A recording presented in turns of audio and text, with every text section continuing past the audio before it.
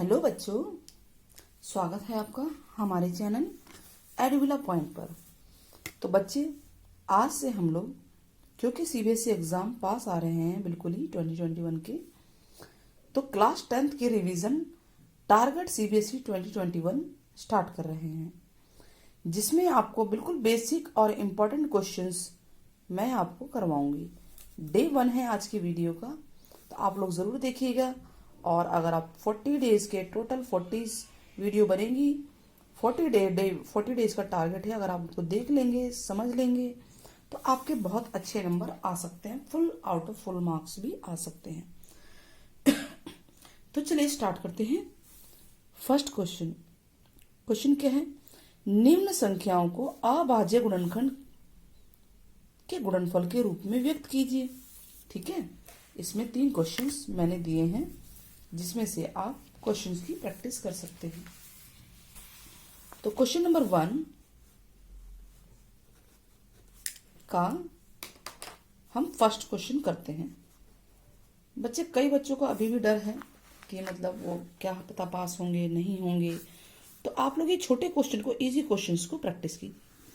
तो देखिए, 180 को गुणनखंड करेंगे। अभाज्य मतलब कि छोटी छोटी संख्याएं, वो जो किसी के पहाड़े में नहीं आती। तो सबसे पहले 2 से करेंगे ना, 2 × 18 0। फिर कैसे करेंगे? 2 से करेंगे, 2 चौके 8, 9 में से 8 गया, 1 बचा, 2 पंजे 10।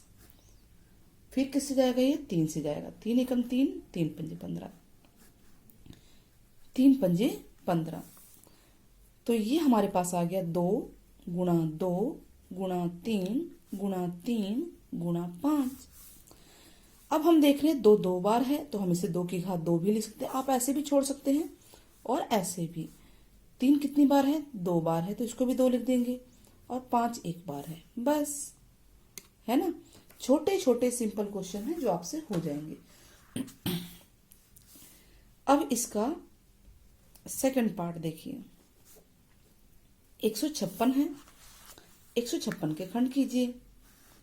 ठीक है, तो पीछे 6 है ना, ये सम संख्या है, तो सम 2 से भाग हो जाएगा। ये 2 सत्ते 14, 1 इसे दिया, 2 अट्ठे 16, फिर भाग होगा 2 से, 2 तियां 6, 7 में 6 गया 1, 2 नीम 18।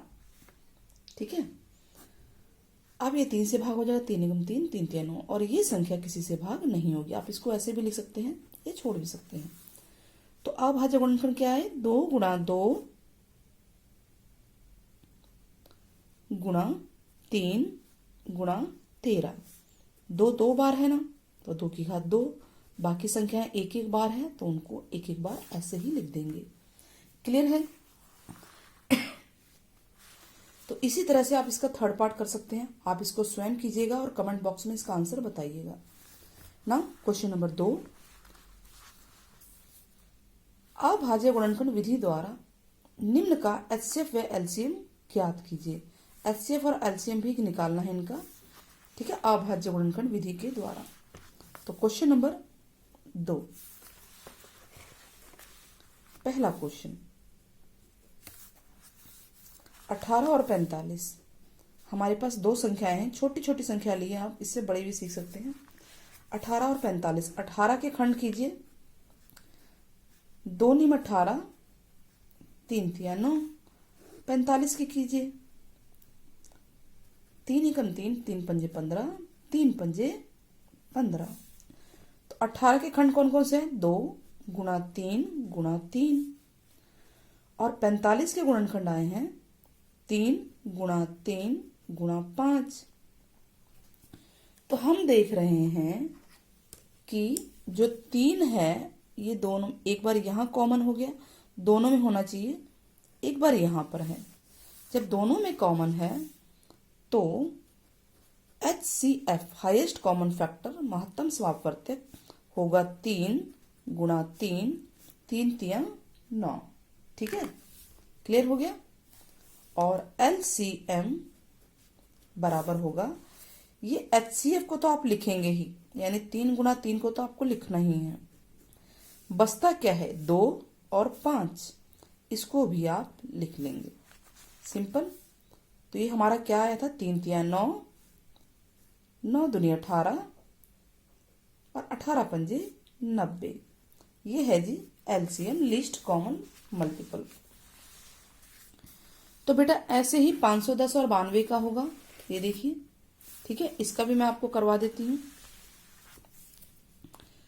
सेकंड पार्ट है 510 और 92।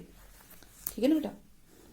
510 के गुणनखंड कीजिए, 2 दूनी 4, एक इसको हासिल दिया, 2 पंजे 10 और 2 पंजे 10। पीछे 5 है ना, तो ये 5 से जा सकता है। 5 पंजे 25, 5 एकम 5, 3 से जाएगा। इनका टोटल 6 है, 3 से जाता है तो ये भी 3 से जाएगा। 3 एकम 3, 3 सत्ता 21। तो हमारे पास खंड आ गया 510 के 2 गुणा 3 गुणा 5 गुणा 17। यही है ना, 2 3 5 17 लाइन से। 92 की भी कर लीजिए,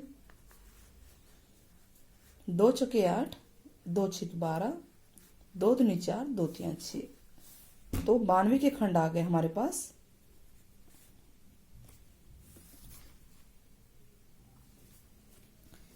क्या है? 2 गुणा 2 गुणा 23। अब HCF क्या है? HCF जो दोनों में होता है। अब दोनों में तो सिर्फ 2 ही नजर आ रहा है, तो HCF बराबर हो गया 2। क्लियर है?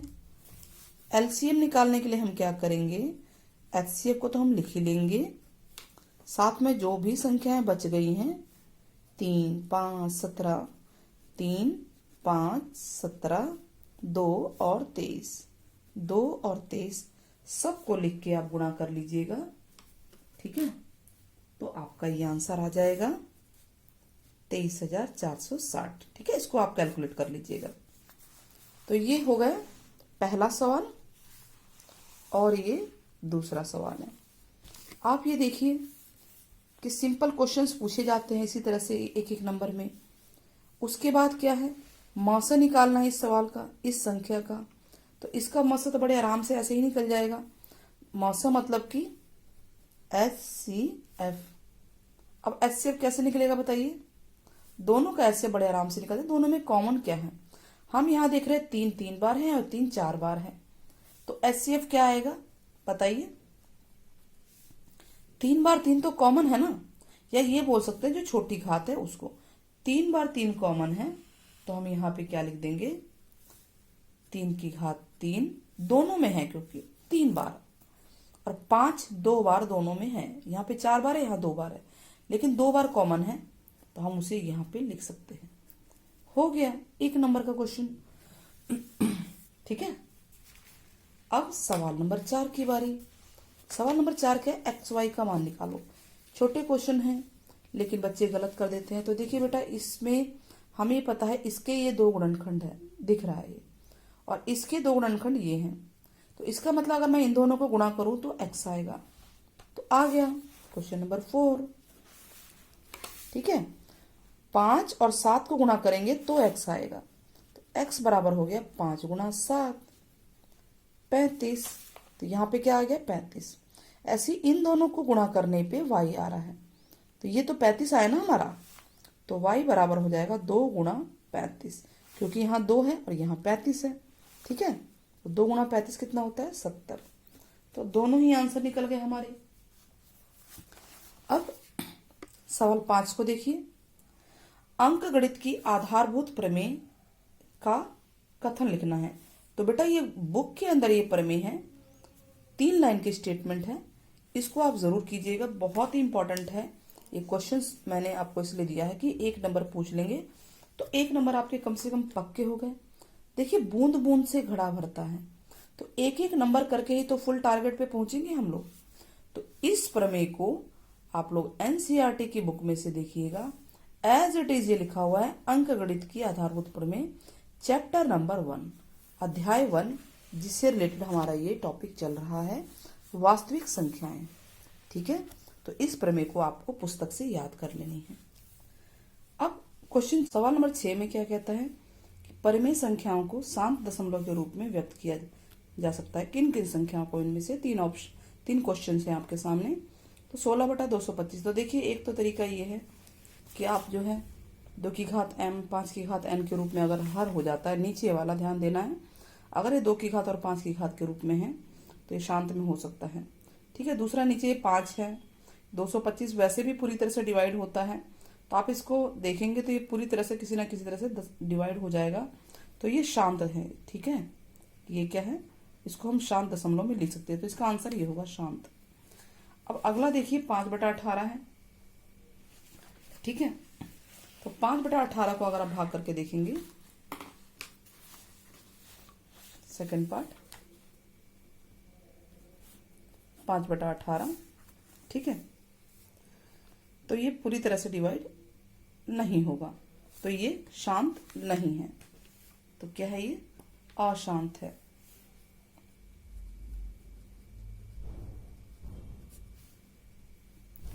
ऐसे 21 होता है, 21 पे ध्यान दीजिए, 2/20, 21 3 और 7 के गुणनफल के रूप में है। 3 और 7 है, यानी ना 5 और 2 तो नहीं है ना नीचे, तो इसका मतलब ये है कि अगर हर में 2 और 5 की घात के रूप में नहीं बन रहा है, 3 और 7 है, तो ये वैसे भी भाग नहीं होगा, तो ये अशांत दशमलव है। ठीक है, यानी ये पूरी तरह से नहीं कटेगा। तो ये होमवर्क है, आप इसको जरूर कीजिएगा कि 336 और 554 का एचसीएफ और एलसीएम ज्ञात कीजिए, और होमवर्क करके आप लोग कमेंट बॉक्स में जरूर बताइएगा। साथ में डे 2 का, जो डे 2 की वीडियो है, मैं आपको नेक्स्ट डे जरूर आपके लिए लेकर आऊंगी। इस क्वेश्चंस, जो ये क्वेश्चंस हैं, ये आपको पीडीएफ के रूप में डिस्क्रिप्शन बॉक्स में, साथ में इनके सॉल्यूशन भी मिल जाएंगे। Thank you for watching, keep watching, share और सब्सक्राइब करना ना भूलें।